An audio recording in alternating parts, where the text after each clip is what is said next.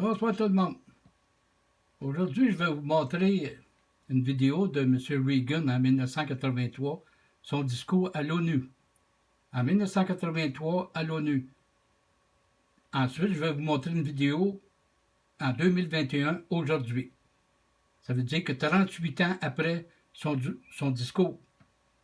Là, vous voyez, soudain, le monde serait menacé par une espèce. Quelle espèce? Suddenly there was a threat to this world from some other species, from another planet, outside in the universe. We'd forget all the little local differences that we have between our countries. 2 ans plus tard, le président Reagan fit les gros titres de la presse nationale en évoquant de nouveau les extraterrestres à l'Assemblée générale des Nations unies. Perhaps we need some outside universal threat to make us recognize this common bound. I occasionally think how quickly our differences worldwide would vanish if we were facing an alien threat from outside this world. Suddenly there was a threat to this world from some other species, from another planet, outside in the universe. We'd forget all the little local differences that we have between our countries. 2 ans plus tard, le président Reagan fit les gros titres de la presse nationale en évoquant de nouveau les extraterrestres à l'Assemblée générale des Nations unies. Perhaps we need some outside universal threat to make us recognize this common bound. I occasionally think how quickly our differences worldwide would vanish if we were facing an alien threat from outside this world. Vous avez compris son discours? Fait que là, je vais vous donner une idée aujourd'hui, le 14 de juin 2021. Du responsable de la gestion de la crise sanitaire aux États-Unis intrigue. Cette fuite, baptisée Fossilix, laisse entrevoir des incohérences et des collusions dans les décisions prises pour lutter contre l'épidémie. Tour d'horizon de l'infiltration silencieuse de la Chine en France.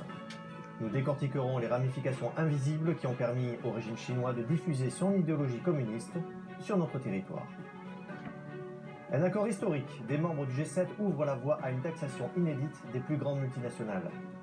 Cette décision permettrait de réduire les inégalités fiscales entre les différents pays. Retour sur les découvertes archéologiques de Nazca au Pérou.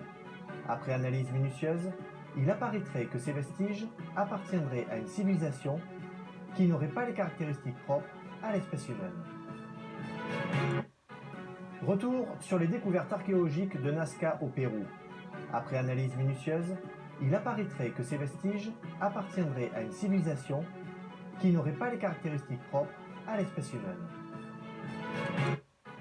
Retour sur les découvertes archéologiques de Nazca au Pérou.